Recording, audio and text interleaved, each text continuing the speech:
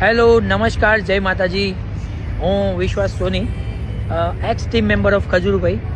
અને હાલ જે મેટર ચાલી રહી છે કીર્તિ પટેલ અને ખજૂરભાઈની, તો એમાં હું એક જ વસ્તુ કહીશ કે આઈ ઓલવેઝ સપોર્ટ ખજૂરભાઈ.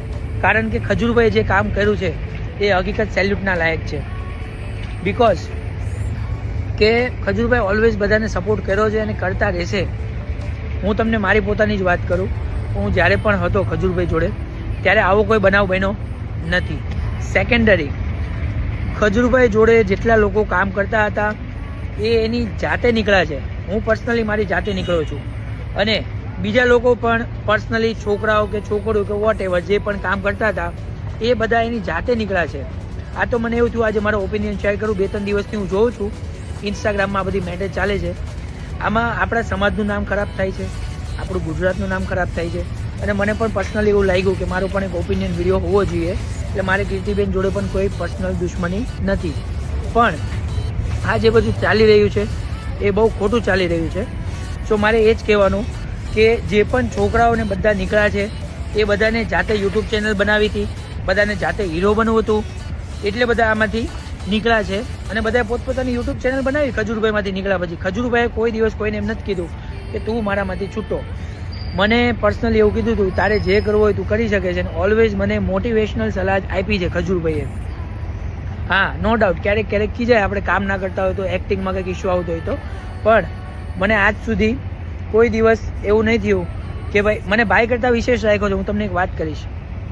બીજી વસ્તુ મારે એક પર્સનલ શેર કરવું છે કે જ્યારે કીર્તિબેન પટેલ જેલમાં હતા, 2020ની વાત છે, માઇટ બી એપ્રિલ કે મે મહિનાની, લોકડાઉન પછી કંઈક હાફ મર્ડરનો કેસ લાગ્યો હતો કીર્તિબેન ઉપર.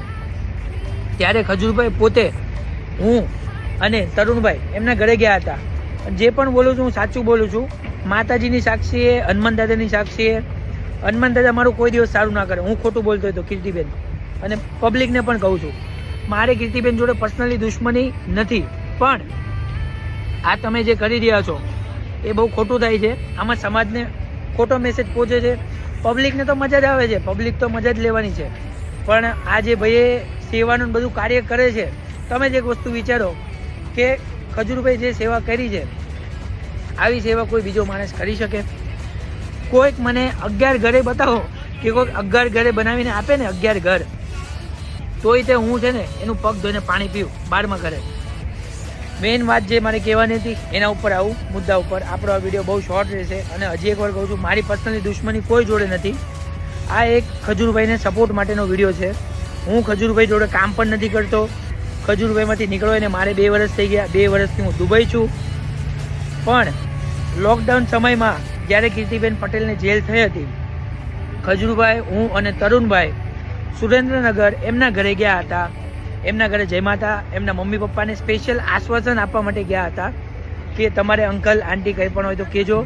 અને ખજૂરભાઈ કીધું હતું એમને કે આપણે રિક્વેસ્ટ પણ કરીશું જેમ બને એમ જલ્દીથી બહાર આવે. ત્યારે અંકલ રોતા હતા. અને હું મારું પર્સનલી કંઈ નથી બોલતો, અંકલે જે કીધું હતું ને એ બધી હું વાત કરું છું કે મારી 5 દીકરીઓ છે. રડતા રડતા બધી વાત કરતા હતા. એ ટાઈમ પણ ઇમોશનલ હતા કારણ કે આ બેનને પણ કદાચ ફર્સ્ટ ટાઈમ જ જેલ થઈ હતી. ત્યારે એમને કીધું હતું કે મારી 5 દીકરીઓ છે, પણ આ જે દીકરી છે ને, ખરેખર મારે બોલવા જેવા હવે શબ્દ નહીં અને બોલવું નથી મારે, કારણ કે મારે કીર્તિબેન જોડે પર્સનલી એવું કંઈ છે પણ નહીં. એવું અંકલ કહેતા હતા કે ભાઈ મારે ડેઈલી મંદિર જવાનું હોય, સ્વામિનારાયણના હું ભગત છું અને મારે આના લીધે મારે હવે મંદિર પણ નથી જવાતું, અને બીજા પણ ઘણા બધા વર્ડ્સ કીધા હતા. તો આજે જે બધું થઈ રહ્યું છે ને એ બહુ ખોટું થઈ રહ્યું છે ગુજરાતની જનતા માટે. અને આજે કહેવાય ને કે કોમવાદ થઈ ગયું છે. આમાંથી હવે કોમવાદ થાય છે. આ કોમ, આ કોમ. હવે એકબીજા જેટલા પણ આર્ટિસ્ટ છે, ઇન્ફ્લુએન્સર છે, એને બધા જ વર્ણ સપોર્ટ કરે છે. 18 વર્ણ સપોર્ટ કરે છે.